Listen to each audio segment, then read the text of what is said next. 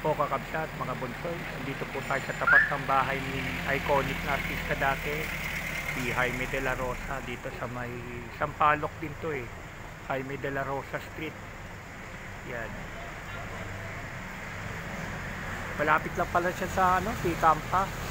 Kung manggagaling kayo sa Quezon City o sa Quiapo, baba lang kayo ng T-Campa, pwede nang lakarin.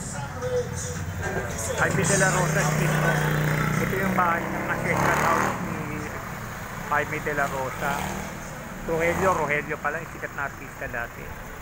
Yan, yung mga iconic to, yung mga 1950s yata itong artista na to. Wala na, napabayaan na rin itong bahay nyo. Rogelio de la Rosa House. Yan. Di pa tayo sa kabila. Jaime de la Rosa pala, Jaime. Kapatid niya yung Rogelio, pupuntahan din natin. Jaime de la Rosa House pala to. Kapatid niya ni yung isa Rogelio, ito Jaime.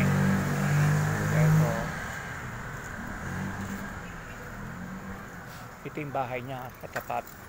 Hindi sa front view, ito yung bahay ni Idol Jaime de la Rosa. Yan.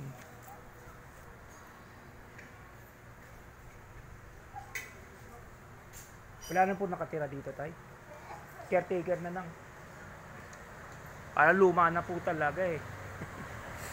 Yan o. Ito po yung harap ng bahay niya, ni Jaime de la Rosa.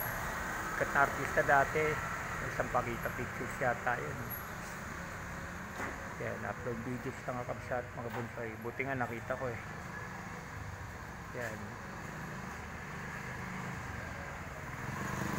Ito yung front view. Ito pala yung side view. Ito yung front view.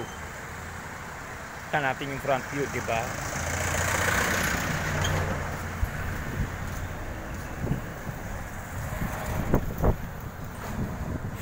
Ito po yung front view ng bahay ni Idol Jaime de la Rosa Street. Jaime de la Rosa.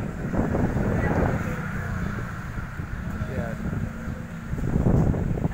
Sabi nila giniba na daw, buti talaga sinilip ko pa.